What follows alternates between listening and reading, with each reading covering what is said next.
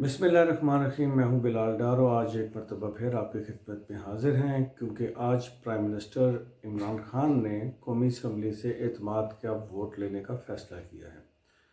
ناظرین، کیا اعتماد کا ووٹ لینے سے عمران خان صاحب کی حکومت مستحکم ہوگی، ان کی اقتدار پر گرفت مضبوط ہوگی؟ یہ وہ سوال ہے جو پی ٹی آئی اور اس کے اگینسٹ جو اپوزیشن اراکین ہیں، جماعتیں ہیں، ان کے کارکنان میں زیر گردش ہے۔ اور یہ بحث ملک کے طول و عرض میں پھیلی ہوئی ہے اس وقت کہ اعتماد کا ووٹ لینے سے عمران خان مضبوط ہو جائیں گے، جبکہ جو اپوزیشن کے حامی افراد ہیں ان کا کہنا ہے کہ ایسا نہیں ہوگا۔ آئیے ہم تھوڑا سا جائزہ لیتے ہیں کہ اعتماد کا ووٹ لینے کے بعد عمران خان صاحب کی پوزیشن کیا ہوگی، ان کی جو موجودہ پریشانیاں ہیں وہ کیوں بڑھیں، اور آگے چل کے ان کے ساتھ کیا ہونے والا ہے، یا وہ آگے چل کے کیا کرنے والے ہیں۔ تو ناظرین، پہلی بات تو یہ ہے کہ اعتماد کا ووٹ تو سبھی دیں گے، کیونکہ آپ نے دیکھ لیا کہ پرائم منسٹر عمران خان صاحب کی جانب سے ایز اے پارٹی ہیڈ ایک لیٹر جاری کیا گیا اپنے اراکین کو، اور اس میں تنبیہ کی گئی ہے کہ تمام اراکین اعتماد کا ووٹ دینے کے لیے اسمبلی میں ضرور حاضر ہوں۔ جو لوگ ووٹ دینے نہیں آئیں گے ان کو وہ ڈی سیٹ کرانے کے لیے رولز کے مطابق الیکشن کمیشن کو لکھ دیں گے، اور اس سے وہ اراکین جو ووٹ ڈالنے نہیں آئیں گے یا ان کے حق میں ووٹ نہیں ڈالیں گے وہ ڈی سیٹ ہو جائیں گے۔ یعنی کھلم کھلا یہ ایک دھمکی ہے پرائم منسٹر عمران خان کی طرف سے پی ٹی آئی کے اراکین کو دباؤ ڈالا جا رہا ہے کہ وہ ان کی مرضی کے مطابق انہیں اعتماد کا ووٹ دیں۔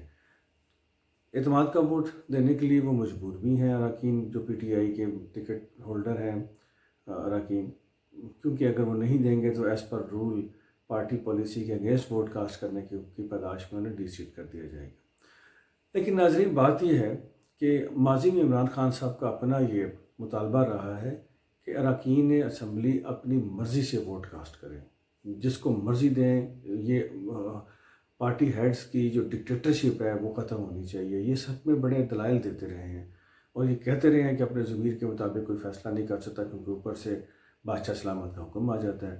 تو اس مرتبہ بھی یہی کچھ ہو رہا ہے، عمران خان صاحب خود یہی کر رہے ہیں۔ یوسف رضا گیلانی صاحب کی جیت ہوئی کیوں؟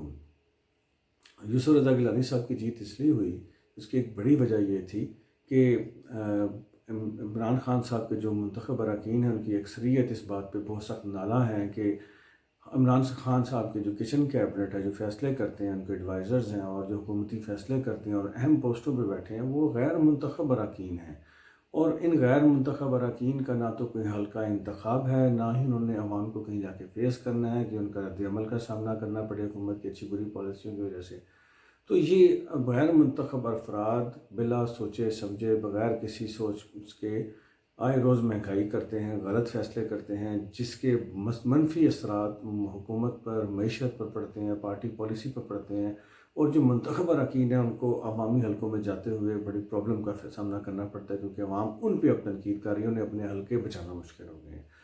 اور یہ اعتراضات پہلے تو بند کمروں میں ہوتے رہے، پھر ہم نے دیکھا کہ قومی اسمبلی کے اجلاس کے اندر بھی کئی اراکین پی ٹی آئی نے بھی اس کے اوپر تنقید کی، دوائیوں کی قیمتوں کے بڑھانے کے اوپر اراکین نے تنقید کی جو ان کی اپنی پارٹی کے لوگوں نے کی، اور جن لوگوں نے یہ تنقید کی ان کی تنقید کو تنقید برائے اصلاح سمجھنے کے بجائے ان کا مائک ہمیشہ کے لیے بند کر دیا گیا، اور انہیں اب اسمبلی میں بولنے کی اجازت نہیں دی جاتی، پارٹی فنکشنز میں ان کو نہیں بلایا جاتا، یہ اہمیت نہیں دی جاتی۔ تو ان کا رد عمل نیچرلی تھا، انہوں نے یوسف رضا گیلانی کو اپنے ووٹ سے نوازا۔ ناظرین، یہاں یہ بھی ایک بات ہے کہ کیا اعتماد کا ووٹ لینے سے یوسف رضا گیلانی کی شکست جو جیت ہے وہ کیا شکست میں بدل جائے گی؟ میرے خیال میں ایسا بالکل نہیں ہے۔ ڈسکا کی جو دھند زدہ دھاندلی جو الیکشن کمیشن میں بھی ثابت ہوئی، کیا وہ بدل جائے گی اور حقائق بدل جائیں گے؟ بالکل بھی نہیں۔ کیا نوشہرہ میں عمران خان صاحب کی شکست بدل جائے گی؟ بالکل بھی نہیں بدلے گی۔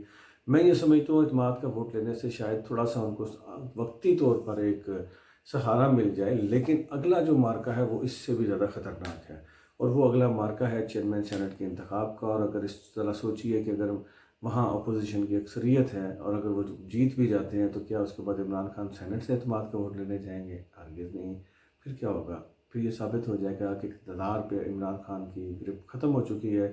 تو ناظرین، آنے والا وقت عمران خان صاحب کے لیے مشکل ہے۔ ایک طرف انہیں اپوزیشن کی جو روز بروز قوت پکڑنے کا سامنا ہے، دوسری جانب عوام کو جو انہوں نے مہنگائی کا طوفان دیا ہوا ہے اس سے نکلنے کا ان کو مشکلات کا سامنا ہے، پھر ان کی اپنی پارٹی کے اندر اب یہ ثابت ہو چکا ہے کہ لوگ ان سے نالاں ہیں، تو بہت سارے محاذ کھل چکے ہیں، اور ایک طرف یہ بھی نظر آ رہا ہے کہ اسٹیبلشمنٹ اب آہستہ آہستہ پیچھے ہٹ رہی ہے۔ تو عمران خان صاحب کیسے اور کتنے دن اپنی حکومت بچا سکیں گے، یہ تو آنے والا وقت ہی بتائے گا۔ ہمارے ساتھ رہیے گا، جڑے رہیے گا، ہم انشاءاللہ آپ کو مزید اچھی اچھی ویڈیوز دیں گے اور اچھی اچھی اندر کی خبریں دیں گے۔ اس لیے ریکویسٹ ہے کہ یوٹیوب پہ ہمارے چینل پاکستان والا ٹی وی کو ضرور سبسکرائب کیجیے، لائک کیجیے اور اس ویڈیو کو شیئر کیجیے گا، اور کمنٹس میں اپنی رائے ضرور دیجیے گا کہ میرے تبصرے پہ تجزیے پہ آپ کی کیا رائے ہے۔